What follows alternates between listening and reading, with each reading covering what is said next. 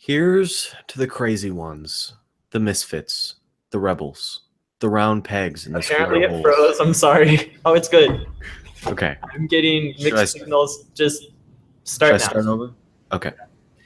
Here's to the crazy ones, the misfits, the rebels, the round pegs in the square holes, the ones who see things differently. They're not fond of rules and they have no respect for the status quo. You can praise them, disagree with them, quote them, disbelieve them, glorify or vilify them. But the only thing you can't do is ignore them, because they change things, they invent, they imagine, they explore, they create, they heal, they inspire, they push the human race forward. Maybe they have to be crazy. How else can you stare at an empty canvas and see a work of art? Or sit in silence and hear a song that has never been written? Or gaze at a red planet and see a laboratory on wheels? We make tools for these kinds of people. While some see them as the crazy ones, we see genius, because the ones who are crazy enough to think they can change the world are the ones who do. Hello, world. I am Sam Dare. I'm on FRC team 4256, and I've been doing FIRST for 4 years now. My first year, I quickly became our team's head scout, and that really got me interested in strategy, which is why I'm going to be talking to you about strategy in FRC today.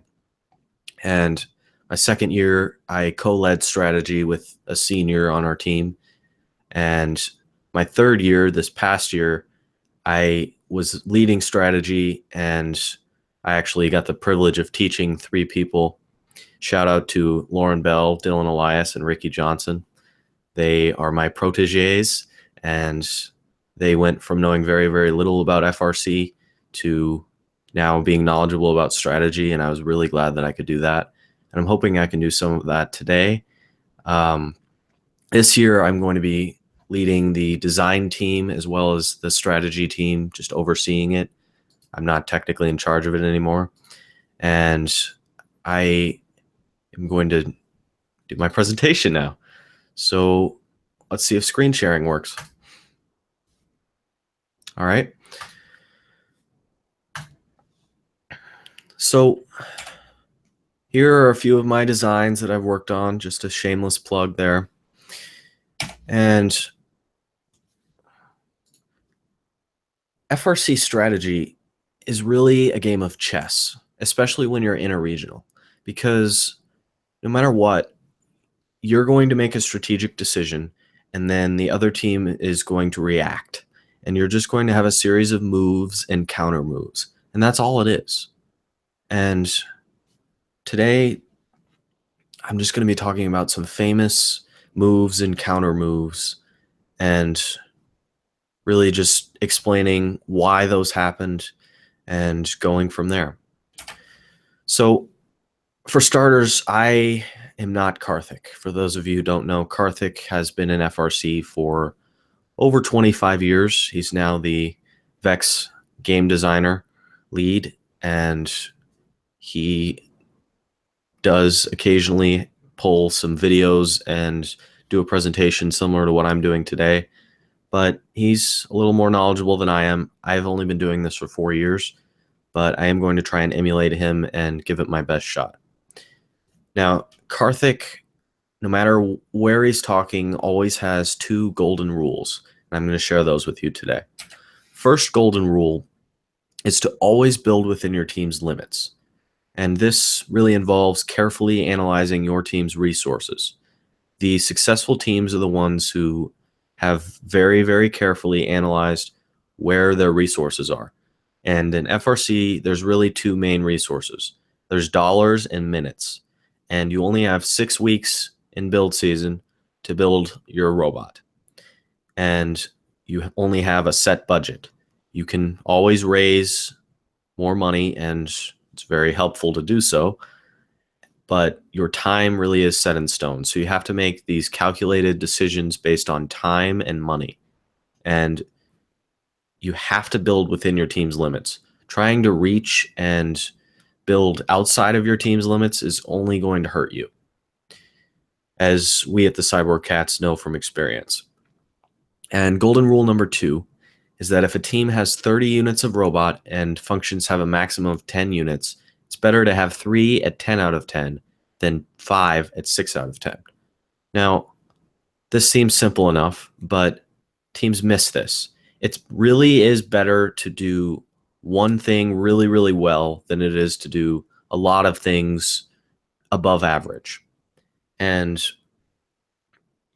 that is because the top tier teams that will have more than 30 units of robot, they're going to be able to do a lot of things well. And then they're going to be looking to fill the gaps in their game when it comes to alliance selection and when they want to pick the rest of their robots for the playoffs. And they're much more likely to pick someone that's 10 out of 10 in an area where they're not. And thus, some niche robots can go a really, really long way in competition. Now, after you've carefully set your goals, and I'm just going to say it, my views do not necessarily represent those of my team. My goal is to win a world championship in FRC. My team has a lot of resources. We just got a machining shop. Shout out to Lindmark Machining Company, and they have really upped our resources, and we can now machine just about anything. And once we've set that goal, that really impacts everything you do in FRC. And the biggest place where this is evident is kickoff. Now, I have January 6th highlighted on here because that is kickoff. I have been counting down since last kickoff. Kickoff is bigger than Christmas. It is the happiest day ever because you get this new game and you get a 100-page manual and a 90-second video, and you just get to jump in and analyze it. And it's so much fun. And when you're doing this analyzing, you have to keep a few things in mind. You have to keep your goals in mind.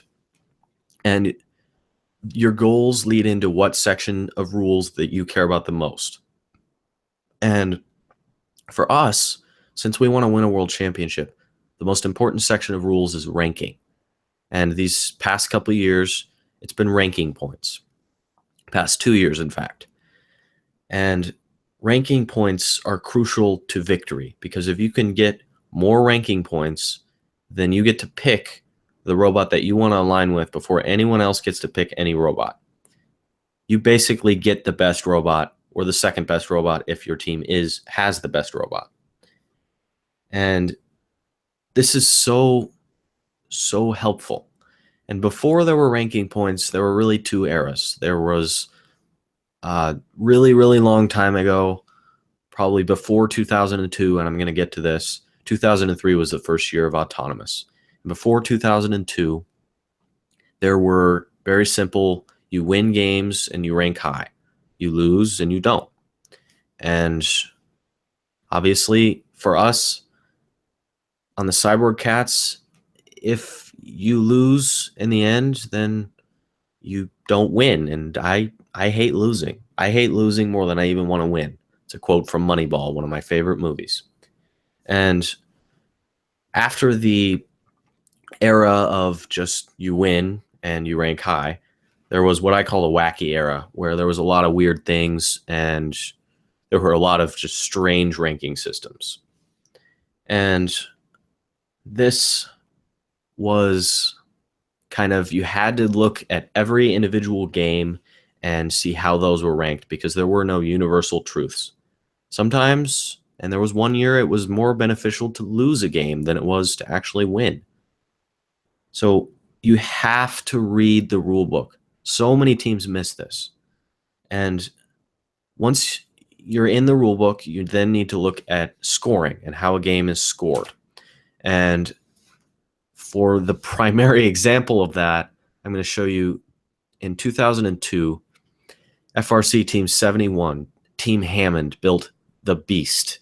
And the Beast was able to win regardless of any outcome. It's the only true chokehold strategy in FRC. They had a game where they soon realized if you carried these 150-pound goals all over to your side of the field, you won, independent of any other outcome. And this is their robot in action.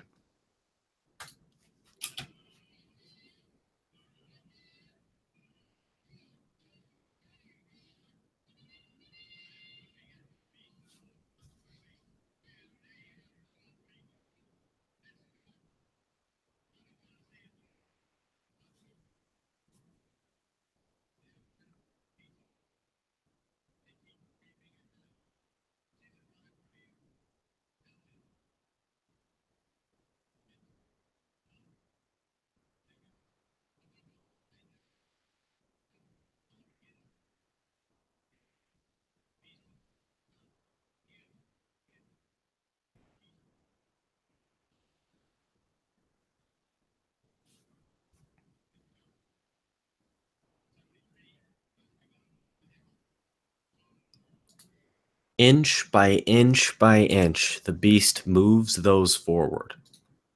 And no one was able to stop them. And if you watch that video to its entirety, no one has a chance. And the announcer knows that. He says there ain't much hope. And he goes on to announce the team's sponsors and really congratulate the winning alliance before the match is officially over, which shows the true dominance of that strategy. Now, FRC game designers are very good at their job, and there's never been another chokehold. However, there has been a very, very effective strategy, and this came in my rookie year, Recycle Rush. And I know some of you veterans are going to feel sorry for me because my rookie year was Recycle Rush. Yeah, it wasn't the most exciting game, but it did bring about some of the craziest and greatest designs in all of FRC history. And if you're not familiar with this game, I'm going to show you the video for an introduction. And this is the official game animation of Recycle Rush.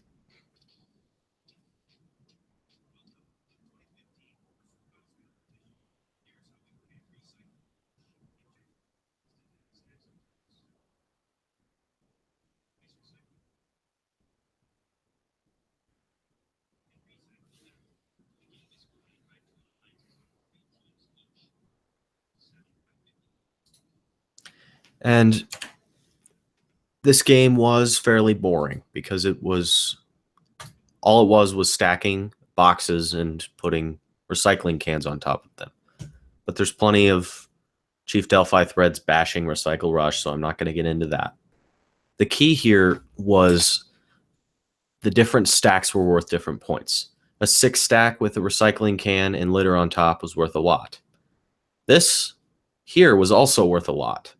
This was called the Coopertition Stack, and a lot of teams missed it because they did not read the rules. They wondered what the heck it was for.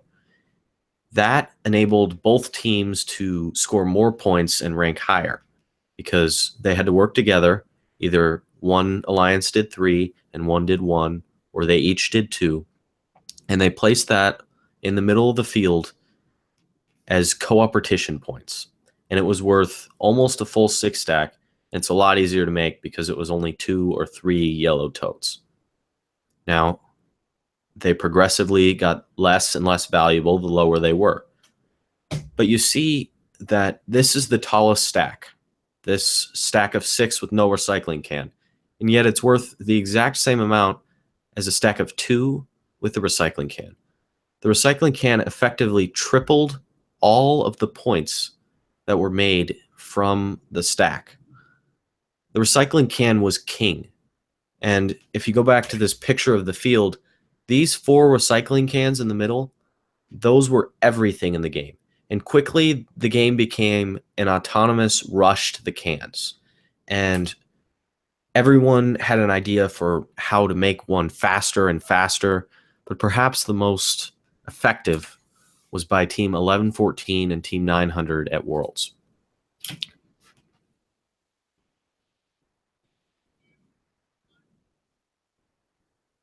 This is in slow motion.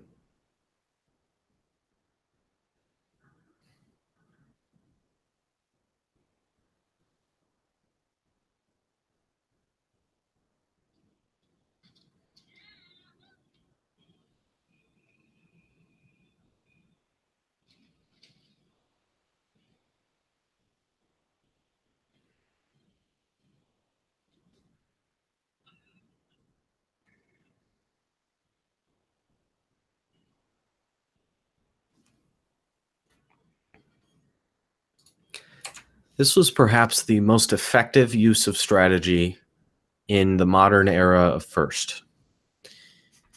You see, while this never went to field, it was a fantastic attempt to really destroy all of the competition.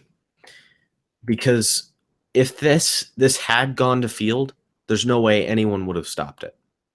It was less than half a second, and it reeled those recycling cans in, and then it collapsed for space. Now, when this team and this alliance was able to have all 4 recycling containers, there's no way the other alliance could keep up.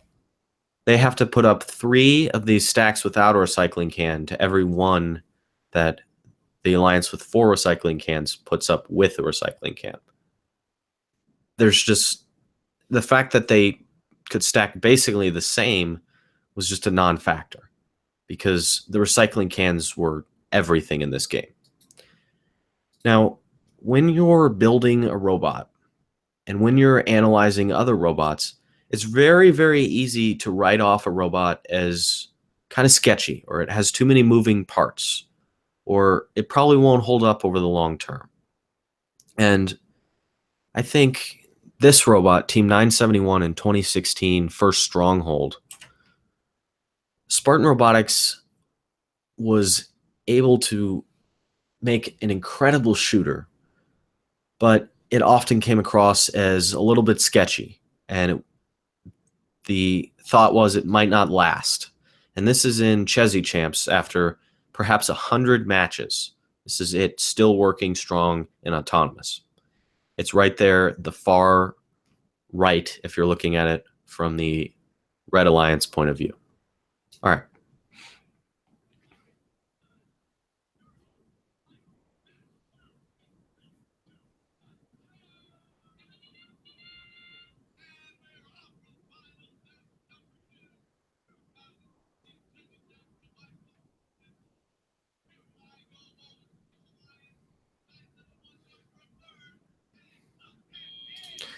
Now, if you watch it flop out, it looks really sketchy. It has 2 joints, and the first joint kind of swings up, and then the second joint swings out. And the amount of programming must have been incredible because they were able to shoot from different angles, and it was able to shoot over all of the smaller robots and still fit under the low bar. A truly incredible machine. And that wraps up 2016. On to 2017, first Steamworks. And I'm going to walk you through how we on the Cyborg Cats analyzed this game and then how we would have analyzed the game. So first, pretty standard, 5 points in autonomous if you move. And then in autonomous, it was 60 points for every rotor. And only 2 rotors were possible during autonomous. The first rotor was fairly easy, just one robot had to bring a gear. And the second was actually all 3 gears that the alliance starts with. So either one had to do 2, which would be very, very difficult because they couldn't go to the other end of the field. They actually had to get it from another robot that would fall and sense it with vision. Or they had to have all 3 robots put on a gear, which also was very difficult because you had to have 3 really good robots. This happened only a handful of times. And then you had KPA, which was 1 high goal. And 1 high goal accounted for 1 point. And the good teams, the Einstein level teams, the upper echelon, was able to shoot about 40 balls and get 40 points. But in effect, because those 40 in teleop would have only been about 12 points, they only netted 28 points. Whereas in here, if they just put a gear on, they net 20 points because a teleop rotor is worth 40. So it's 28 versus 20. It's really, really valuable, but it's not nearly as valuable as people were thinking. And for every 120 balls, you could get the same as a rotor in teleop. This was crazy. 120 balls was maybe 4 different runs from one end of the field to the other to get balls. Now, some teams like the Cheesy Poofs, Team 254, were able to get it all in one, as they had a hopper that could hold over 100 balls. This was very much a rarity. The average hopper from our scouting calculations was only around 30 to 50. And the amount of time it takes to put on gears was much less, and it was also a lot easier to put on gears because the balls were very small and there was a very small target for them to hit onto. And the amount of precision needed for such a shooter to have a consistent stream of balls was incredible. And the gears were really easier. And you have to weigh that when you're looking at an FRC game. You have to look at the cost-benefit analysis. Is it worth it? In 2013, that was the Frisbee year, Ultimate Ascent. It was incredibly difficult to climb all 3 rungs of the big, tall tower on each end of the field. And it really wasn't worth as many Frisbees as people kind of made it out to be. Our team in particular, we focused on the 3-rung climb, and our shooter suffered as a result. If you can only have 30 units of robot, make 3 things 10 out of 10 rather than 5 things 6 out of 10. Making something really, really good and not sacrificing anything else is really valuable. It all goes back to Karthik's rules. And then another thing is this climb was so important. 50 points. That's more important than any rotor except for the last one in the playoffs, which was worth 140 points. So you saw a lot of teams going and trying to get an extra gear before they climbed, and they missed their climb. Rarely, if ever, was that worth it. The 50-point climb was a huge strategic oversight on a lot of teams. And then you come to ranking points. Now, winning is obviously worth 2 ranking points, but 40 KPA and 4 rotors was 1 ranking point as well. So each ranking point was so necessary if you were going to seed well. And you had to go for the ranking points. You had to be a really good shooter that could put up 30 to 40 KPA in autonomous and then finish it out in the beginning of the match. Because those teams were able to rank a lot higher than the gear running teams. And that depends what your goal is. If your goal is to win a world championship, you got to seed high, because then you get first selection. But if you're not trying to win a world championship, you still have a very valuable robot if all you're able to do is run gears incredibly fast. And the best example of that in perhaps the entire game was Team 1011, Crush. And I'm going to show you a video of their robot.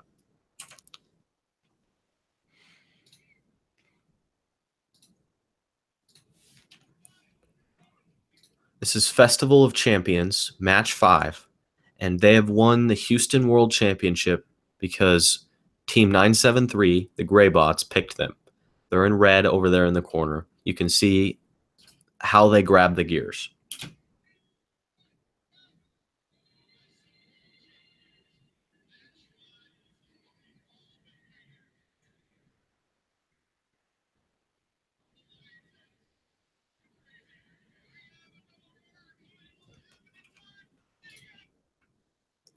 The Red Alliance was able, because of 973, to very, very quickly get 4 rotors. And then they all climbed, and they shot a lot of balls because the Greybots were very, very talented at shooting.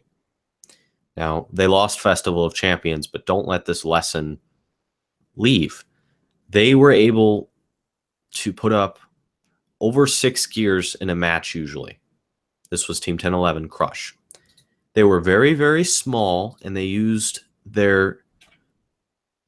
were able to drive all around and wind around defenders because they were small. And because net force equals ma, famous Newton law, they accelerated very, very quickly, and they could very quickly drive across the field, which was necessary to put a gear on and go to the human player station and get gears. And this was a very, very successful team.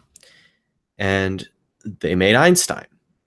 They didn't have the most difficult to build design in the world. It was very effective.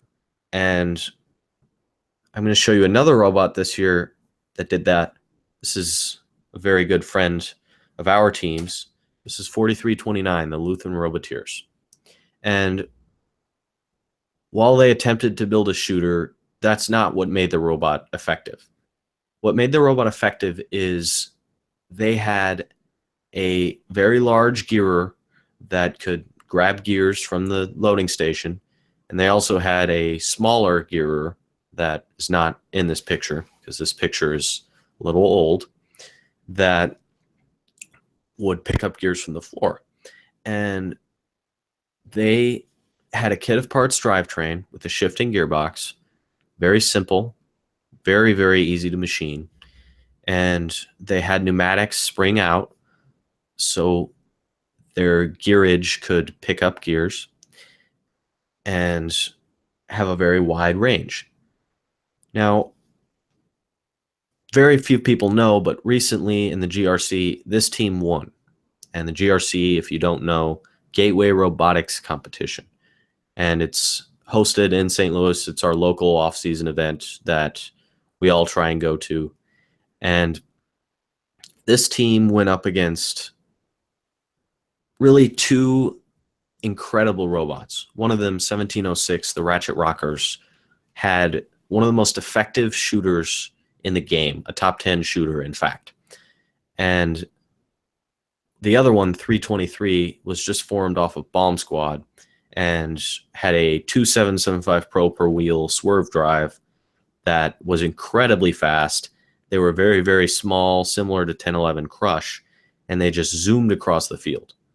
They also had a very nice ground gear pickup. But 4329 was able to win this regional and rank first. They didn't have the machining resources of either team. They did have a very capable strategy and very, very nice strategy. I'm a little biased because I helped them create their strategy, but once they got 3 rotors, they went and they played defense on everyone, and they stopped them from getting to 3 rotors. And then if they needed to, they trapped one of the other robots over for a climb. It's all about affecting that delta. And defense is something that really gets overlooked in FRC because you're used to some big team like 254, the Cheesy Poofs. I'm going to pick on them here. They'll just be like, you have to play defense for this match. Now, defense is very valuable. If you can stop the other alliance from getting to 4 rotors and get 4 rotors yourselves, you win by a net 140 points just with that. You could miss 2 climbs and still win like that. And while it may seem to be some kind of demotion to do all of that defense, it's also a lot of fun to just smash into other robots and deter them, and for shooters, spilling all the hoppers to see all of the fuel just go everywhere. And defense is valuable. No matter what anyone says, playing defense is not a punishment. It can be a privilege. Now, for one of my last points, I'm going to get into how we on the Cyborg Cats do strategy in competition and do scouting in competition. This is the Rocket City Regional. We attended that. We were eliminated in the quarterfinals, unfortunately. And we faced a lot of really solid teams throughout. And this is the app that, after our first year, I saw that our scouting, all it was really was people taking notes and writing stuff down about this robot is blue, this robot is fast. And there was no empirical data that we could reference and come back to. And that was kind of annoying for me. A little bit about me is that all my friends know I am obsessed with baseball. And I love the data in baseball. There's only 27 unique situations in baseball with count and runners on. And most of baseball can be brought down to simple numbers and data. And I sought to bring this to FRC a little bit with our team, in the same way, if you will, that Billy Bean brought this to baseball when he decided, The way everyone was thinking in baseball was archaic, was old school. And this was late 90s to early 2000s. This wasn't the dark ages. Teams were supposed to be really, really smart about evaluating players. And the Oakland A's were able to get to the playoffs and play the Yankees. And they paid about 1/4 of what the Yankees paid for every win because they were able to find players that were overlooked because they were small, because they threw funny, any number of reasons, because of age, because of contract. There's so much bias. And to eliminate that bias, best way to do that is just get down to numbers. One of the things I sought to do was to, rather than have have our scouts memorize team names, have them memorize numbers. And so now you have Team 179, Children of the Swamp, Team 180, Spam, Team 79, Team Crunch, Team 34, the Rockets. This kind of eliminated a lot of bias all by itself. And another thing that carried bias was pit scouting. And one note first before I dive into pit scouting, it's very annoying when a team sends their pit scouters to the pits and their pit scouters are all the annoying kids, the freshmen or the middle schoolers. I know technically we aren't supposed to have middle schoolers on our team, but there's always a few. And you should never send your immature people to do scouting just because they're immature to get them out of you. Because then you're giving all of your annoying people to the other teams. And first impressions are very valid. And while you may not like it, your first impression with another team, it can stick with them. And that bears weight. Every way you interact with other teams matters. And going to talk to other teams about pit scouting, they have very valuable time. You may not realize it, but they are hardworking in their pit and they don't really want to be bothered with stupid questions. And so a lot of our pit scouting is simply looking. How many wheels do you have? We have 6. Don't ask that. Just look at how many wheels they have and count them yourself because their time is valuable. And a lot of our data, this was a simple yes or no, 24, 36. Robot weight was valuable for cheesecaking. And cheesecaking, best example of that was Team 1114 in 2015, the crossbow. And they had to build that at championships. And they had to start over. It was the robot built in 7 hours. It's legendary. The driver experience is helpful for us because you want to know how long the driver's been driving, and then you want your stand scouters to observe whether they are really good drivers or not. Sometimes really not great drivers have been driving for 4 years. This was simply, do you guys play a lot of defense or not? We usually didn't even ask that. We just looked at it. Turret, drivetrain, that was all just looking. Tank size, we asked them because that impacted our data later on. How many balls can you hold?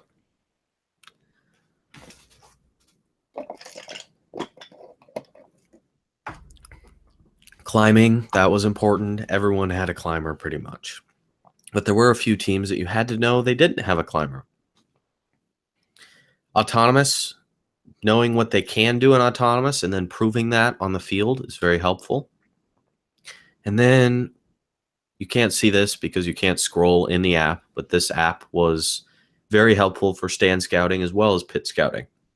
Stand scouting, it allowed us to calculate OPR, DPR. If you don't know, these are matrices to try and get just what one team did on their alliance rather than all 3 teams, how many points they scored.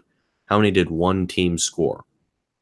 And we also got down to my favorite statistic, which was cycle time. And since it's an iPad, it's all touch-based. So as soon as you delivered a gear, your next cycle started. And then you had to go grab a gear from wherever and then put it on. And that whole thing was one cycle. And that way we could identify if a team was running constant cycles, they put on 6 or 7. But if they played defense for a minute and a half and they only put 3 in 60 seconds on, that's something that we know, because then we can say, all right, we can extrapolate it. Look, if they had gotten gears the whole match, what would that have looked like? And that helps us with our numbers, and we can see how we would plan for that. And then once we get there, we can launch into our match by match strategy.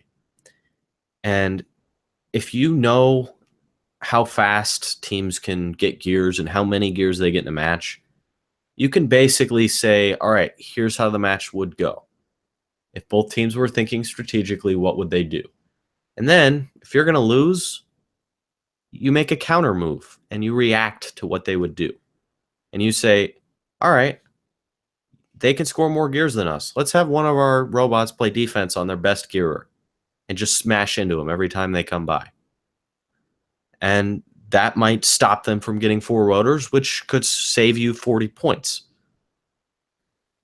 All right, maybe they have more climbers than we do. So that would have you try and stop one of their robots from climbing and keep them on your side. Maybe even push them into a rope for another 50 points for you guys. In-game strategy is very overlooked in FRC. A lot of teams just kind of go along and talk about it in the queue line. If you can think about it and really imagine how it would go from a numbers standpoint, that can really, really help you long term and looking at how the match would go from a data standpoint. Now, my last point is there are 3 main eras in FRC. There's what I call the dark ages of FRC, which was pre-2002, pretty much pre-internet, and that was where Team Hammond was the cheesy poofs of the robots. They won world championships like they were going out of style. They won all the time.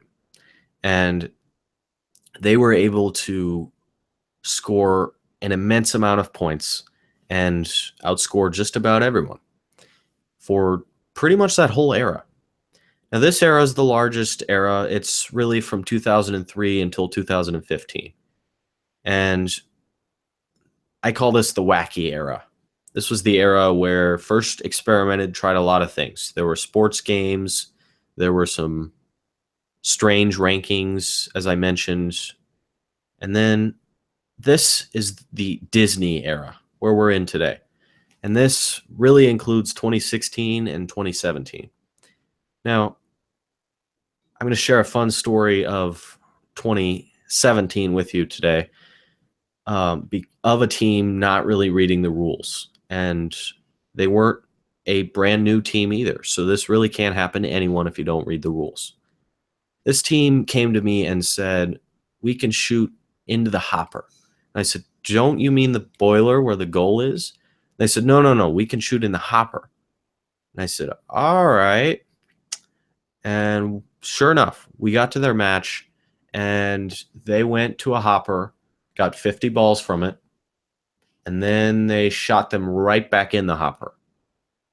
And we don't think that they thought they were doing anything wrong, but we were very confused and brought a lot of laughter in our team, but it was what it was. And even in the modern era of First, we still have teams that don't use the main resource of the game, which is the manual. And if you learn anything from me today, I implore you to read the rules. So this modern era of First appears to be a theme game, a game where we go through time, we go through medieval time, or we go through steampunk theme.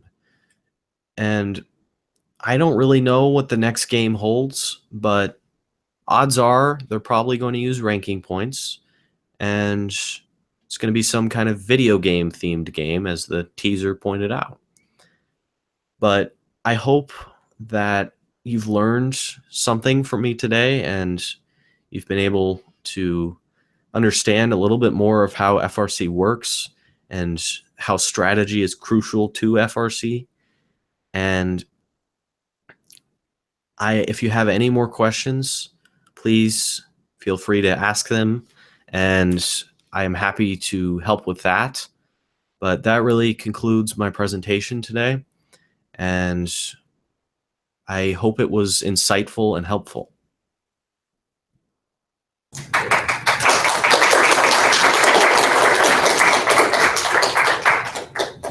So I think we're going to go through some questions now. Sure. So we'll first go through the people in person, and then we'll go through the live stream questions. Okay. So anyone have questions in person that they want to ask? Yes. The scouting application that you mentioned, is that a spreadsheet or is that an app you purchased or built or? That is an iOS app that we made in-house. My second year, I said, this scouting is just not going to work. We need data. And I asked our programming team if anyone has any experience programming an iOS app, because our whole school uses iOS apps. And this freshman got really, really bright, and he just lit up, and he was so excited. And he said, I want to do this. And I said, are you sure? And he said, yeah, I want to do this. And he really took it over, and it's become his thing. And every year it gets a lot better, and he just is brimming with new ideas to make it better. And it's going to be released to the public this year. Another question? Do you think that like a Google Sheets spreadsheet would be sufficient for like scouting? I do. I think that the teams that can't program their app, a Google Sheets is probably the best way to scout. If you all have phones and you can do that kind of thing. But if you all have tablets and you can make an app, that can be a really nice way to get more data.